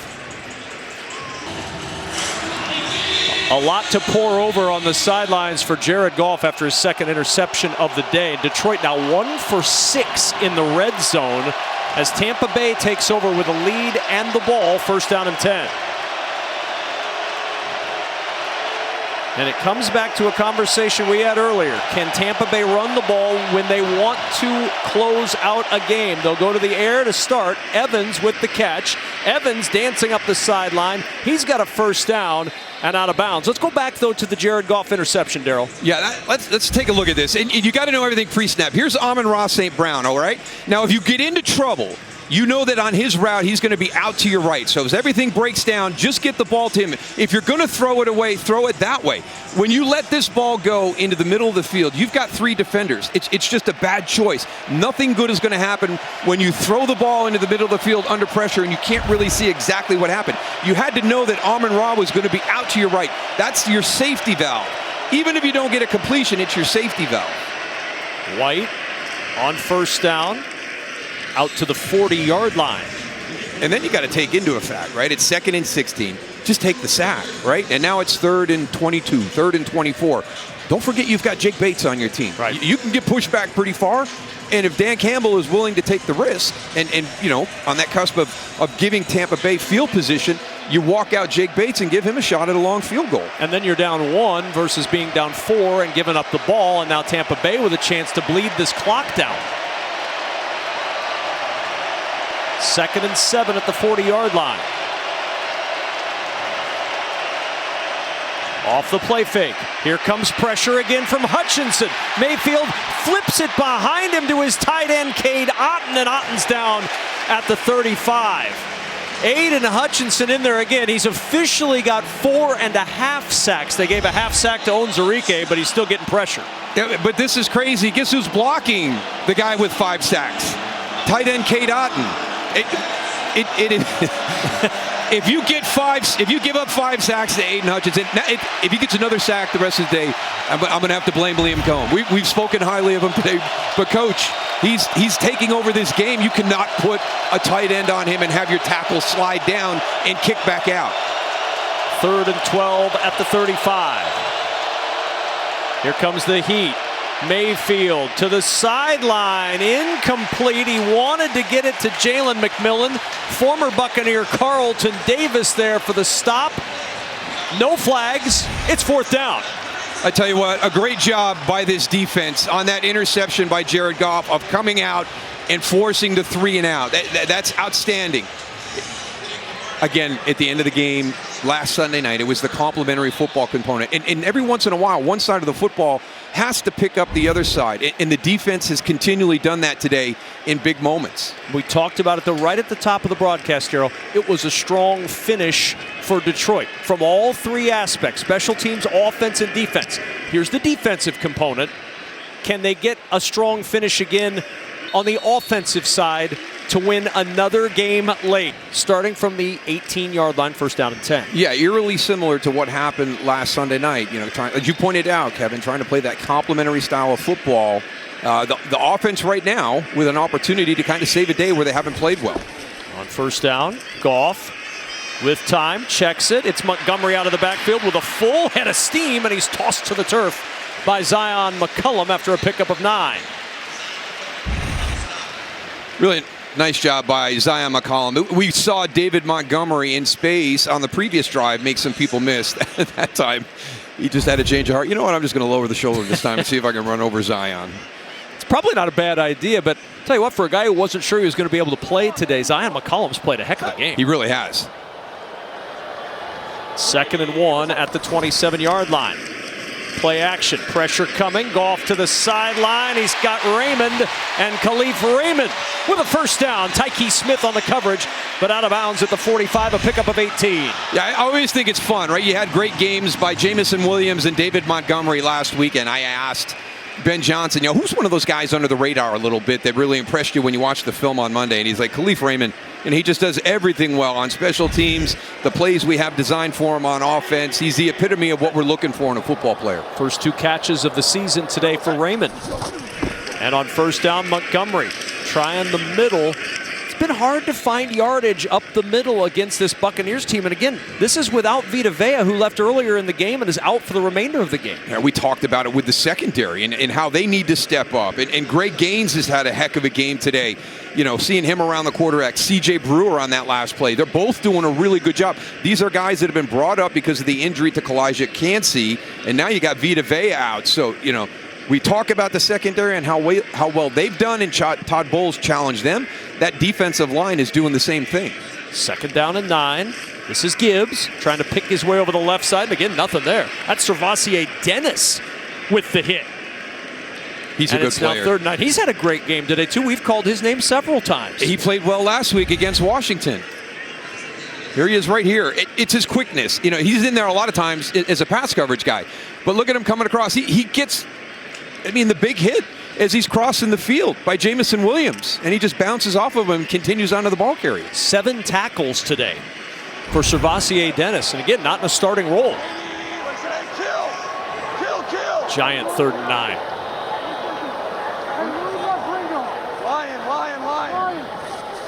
Set. 4-man rush. Goff to the air. Finds his target. Amon-Ra St. Brown out of bounds right at the line to gain the Tampa Bay 45 first down. Really nice, kind of sitting on everything, watching it develop, and you get caught right there. Just Jamison Williams makes you run underneath him. And when you have to run underneath that movement coming by you, that allows Amon-Ra St. Brown to get the separation. Can the Lions do it again? A late drive to get the game in their favor. Play action. Goff, pressure, finds Khalif Raymond. Raymond is down. 37-yard line. Izzian with the tackle. And this has become commonplace for Detroit, the comeback in the Dan Campbell era. 6 wins in the last 3 years when trailing by 3 points or more with under 5 minutes left. Seahawks and Detroit tied for the most in the league. It's impressive. It shows the confidence that this team has. They never get flustered. They never get concerned. When you have those experiences to draw back on, it's huge. Pitch play, Gibbs. In the backfield, he's dropped. Tyke Smith, the rookie 3rd rounder from Georgia, with the ankle tackle and a loss of 5. Yeah, how about the way that they talked about him? And a lot of this was from last week, when he wasn't really in the lineup and having an opportunity.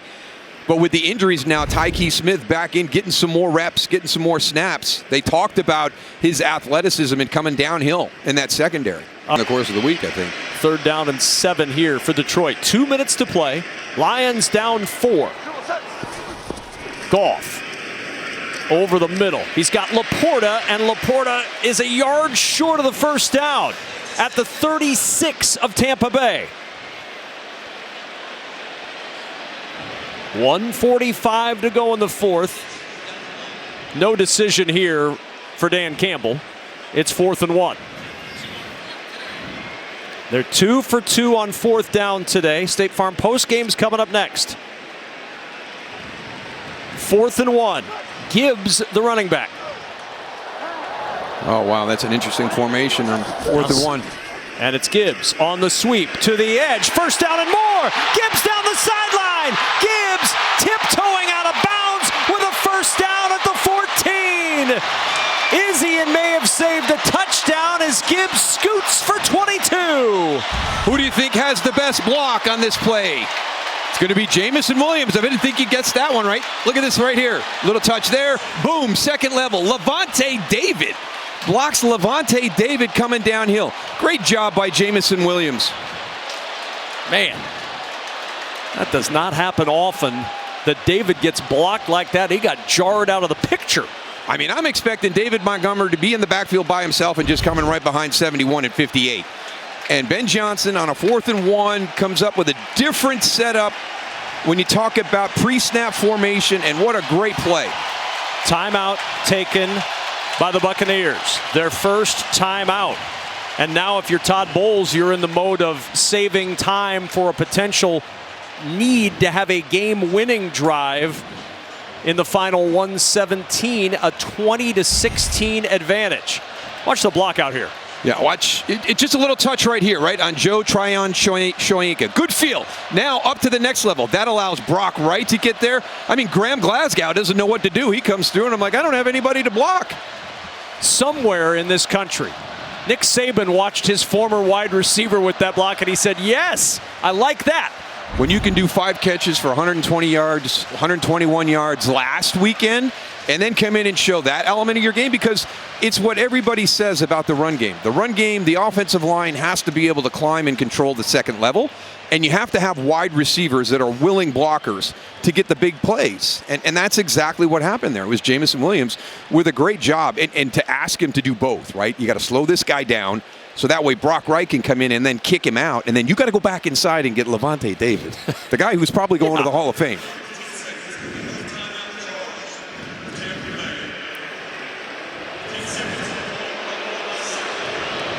So no timeout charged for Tampa Bay. They're going to run 10 seconds off the clock, or 10 seconds on the play clock, rather. So no timeout, and it's first down. And Tampa Bay with all 3 timeouts. Goff, Gibbs, Tryon-Shoyinka. A loss on the play back near the 17-yard line.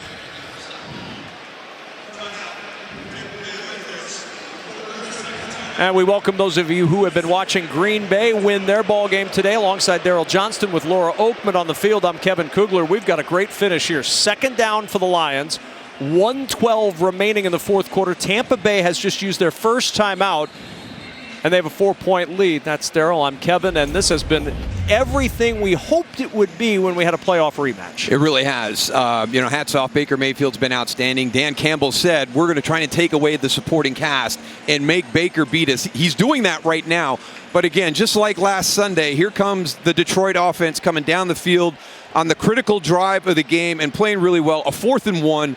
Great play call. Great play designed by Ben Johnson for the big run to Jahmyr Gibbs. And now a second down for the Lions after the loss on the first down carry. Down by 4. They've got it second down from the 17. Goff to the sideline. Catch made, and out of bounds goes Jamison Williams. Shoved out by Jamel Dean. Clock stops. 1:08 remaining in the fourth. It's touchdown or bust for the Lions, and it's third down. Yeah, probably the only thing right there is don't call that route that's going to carry the receiver out of bounds. Let's force Tampa Bay to use one of their timeouts. Let's make sure that clock keeps running. The Lions can get a first down at the 4. 68 seconds to go in this one. 5 defensive backs for Tampa Bay. Laporta in motion. Goff to Gibbs. Gibbs to the 10, and he's planted by Dennis. Oh, Servassier Dennis like a heat-seeking missile out of nowhere. Driving into Gibbs, and it's fourth down. The big thing is he's so far away, Frank Ragnow doesn't even see him. He's going to be, here's Servassier Dennis, but watch Frank Ragnow, the center. He's so far back inside that he doesn't see him on the screen. He comes in right behind him. Great closing speed by Servassier Dennis. He's played a whale of a game. 8 tackles for Dennis, including that one. And this is your ball game. Fourth down and 8. Now the Lions do have all 3 of their timeouts in their pocket, so the Buccaneers, if they stop them here, cannot just knee this one out. From the 11, they need the 4-yard line for a first down.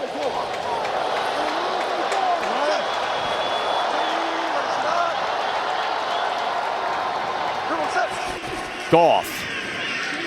Pressure comes. Goff throws over the middle, caught at the 6, but he can't turn it upfield, and Gibbs is turned away. Christian Izien there to lead the charge, and he takes a bow as Tampa Bay turns the Lions away at the 6.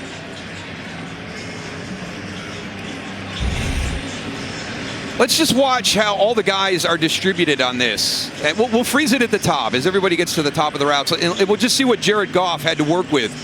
You're trying to clear everybody right here, right? You're trying to make sure that you can get the ball into Jahmyr Gibbs. Did you need to get it there sooner? Probably.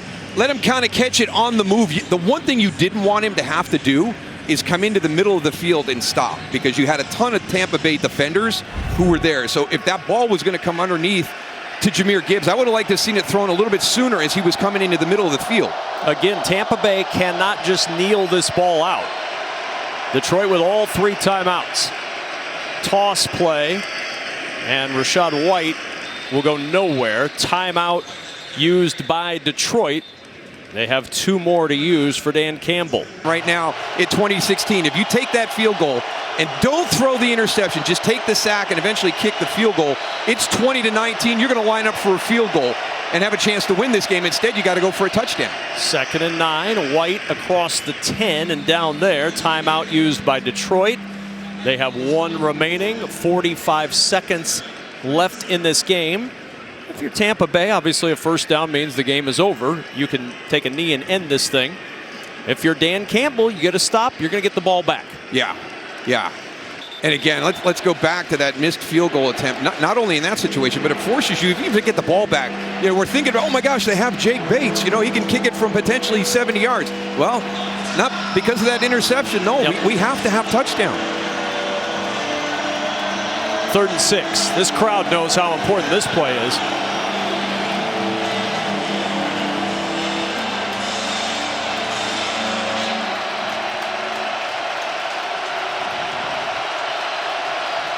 Tampa Bay is a great screen team. I wouldn't be surprised to see some type of screen right here that's a sure completion that gives them an opportunity. It's White in the backfield. Fakes the toss. Ball's batted down, incomplete. Derek Barnes with the swat. Not only does it stop the clock with the incompletion, but it gives Detroit and Jared Goff a timeout to work with. Wow. Derek Barnes just plays it great right here. Don't chase that fake pitch. Come down. Look at the athleticism. Gets up, elevates. You know what? It's great coverage on the outside on Mike Evans as well. I don't think this is going to be enough to even get the first down either. I'm more that screen guy. Such a good screen game by both of these teams. I think that would have been a better play, because you never know what's going to happen with one of your talented guys out in space. Here's Jake Camarda to punt it away. Khalif Raymond will come up on this one from the 47. Raymond to midfield, into Tampa territory across the 45, and Jared Goff is going to have a short field. A 10-yard return on the 43-yard line drive punt.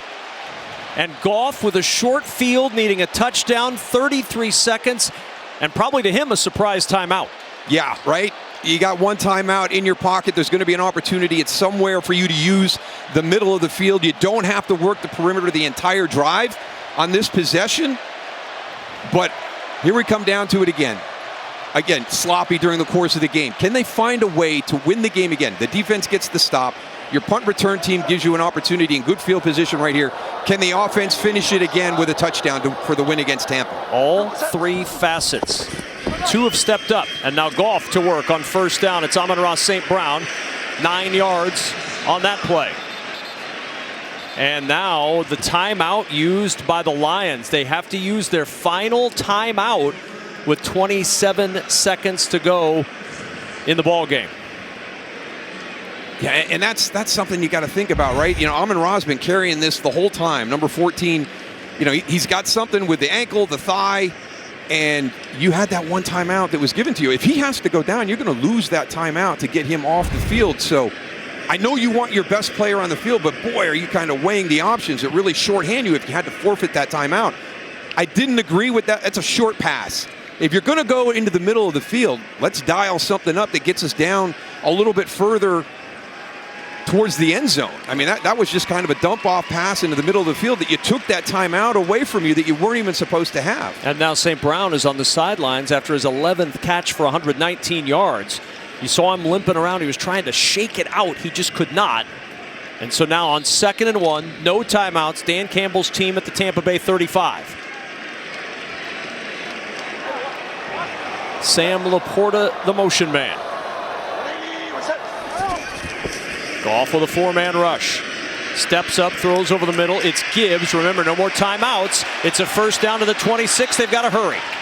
Clock running, 16 seconds and counting. Lions are set, and they spike it with 14 seconds to go in the ball game. First down and 10 at the Tampa Bay 26. Yeah, great job. Just one of those areas that you rep over and over again. Make sure it's a legal formation before you snap it. All the guys hustling back to get to the line of scrimmage and get back into that legal formation. Well executed by Detroit right there. So now 2nd down and 10. 14 seconds to go. No timeouts for Detroit.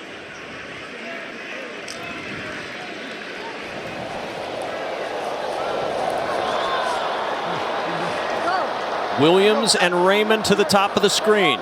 No Amon-Ra St. Brown. He's on the sidelines. 2nd down. Goff throws for the sideline. Williams, does he get both toes in? No. Incomplete, out of bounds. Jamison Williams, oh, so close. Goes up, there's possession. There's one. Into the white. See it here too. One out of bounds. That one is out. 10 seconds to go. 3rd down and 10 at the 26.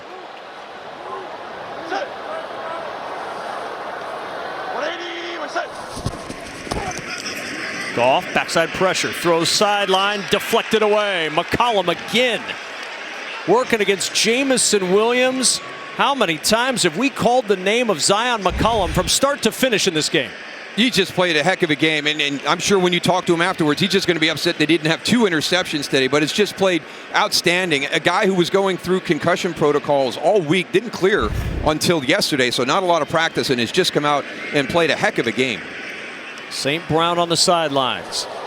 6 seconds to go. Down 4. 4th down and 10. Goff looks, skips it, down at the 14-yard line, and the Tampa Bay Buccaneers have come into Detroit and gotten a measure of revenge for the loss in the postseason last year. The final score, 20-16, Tampa Bay.